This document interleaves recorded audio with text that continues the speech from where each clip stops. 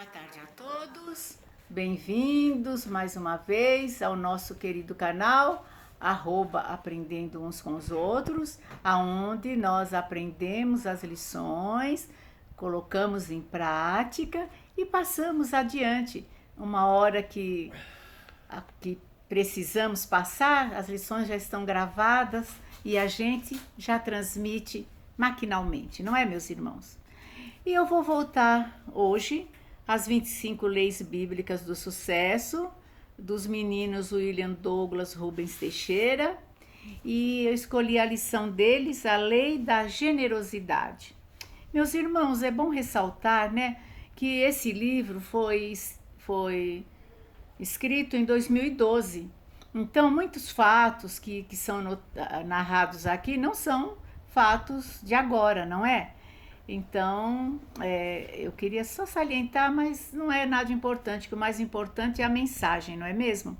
É que, por exemplo, William Douglas, no tempo do livro, era juiz federal do Rio de Janeiro, professor universitário, e o Rubens Teixeira era diretor financeiro e administrativo da Transpectro e analista do Banco Central.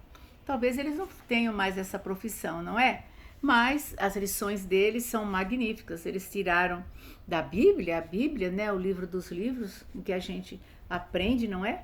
Então, é a base para a gente. Então, vamos lá. Na lei da generosidade.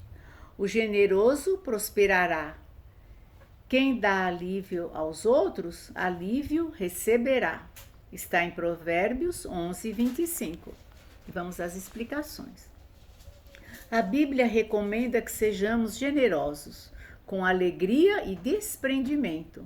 Esse tipo de atitude se manifesta de dois modos. A pessoa não se apega ao que tem e não se incomoda com o que os outros têm.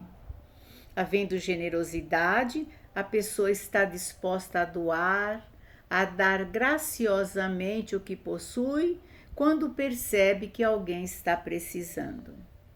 Eike Batista, por exemplo, doou centenas de milhões de reais para vários projetos sociais no Rio de Janeiro. Suas ações incluem a recuperação ambiental da Lagoa Rodrigo de Freitas, o investimento de 23 milhões na campanha para que o Rio se tornasse a cidade-sede dos Jogos Olímpicos de 2016. E o apoio às escolas de vôlei de Bernardino, nas comunidades ocupadas pelas UPS, Unidades de Polícia Pacificadora.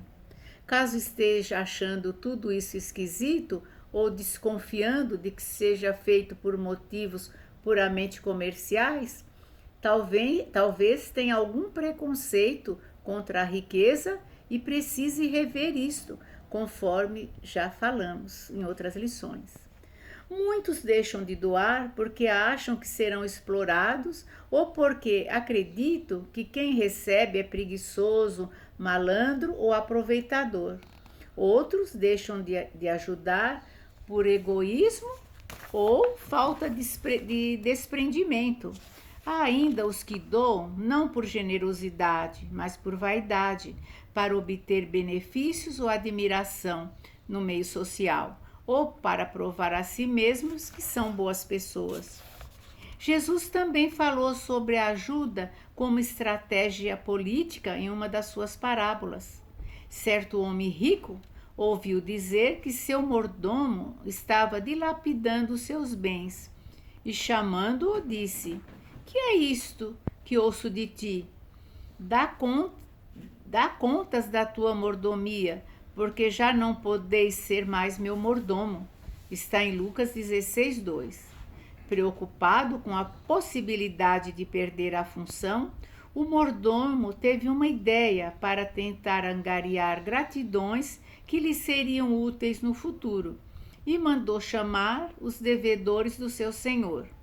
"Quanto deves ao meu senhor?" perguntou ao primeiro. E ele respondeu: 100 medidas de azeite. E o mordomo lhe disse: "Toma a tua obrigação e assenta-te. Já escreve 50. E procedeu da mesma maneira com outros devedores. Apesar da atitude errada do mordomo, que estava lhe dando prejuízo ao diminuir seus créditos, o homem rico percebeu e elogiou a medida inteligente e louvou aquele senhor, o injusto mordomo, por haver procedido prudentemente. Está em Lucas 16:8. Ou seja, o homem rico reconheceu que a generosidade estratégica do mordomo lhe abriria portas ao ser demitido. Ajude quem está ao seu redor.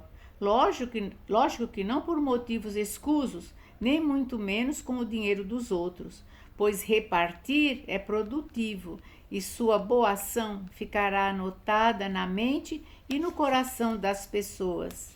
Eu, o William, já vivenciei algumas histórias em que as leis da generosidade e da gratidão trabalharam a meu favor.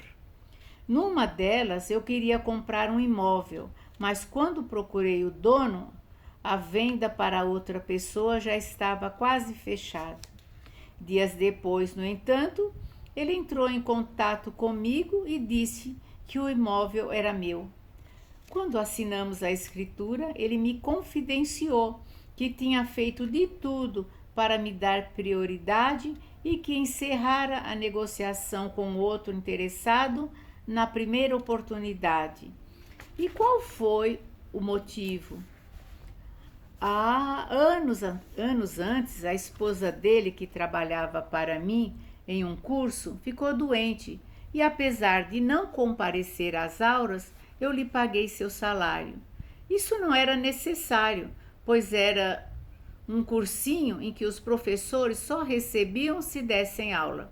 Porém, eu quis pagar, pois sabia que aquele dinheiro seria útil, não só para as despesas cotidianas da professora, mas também porque ela devia estar precisando comprar remédios.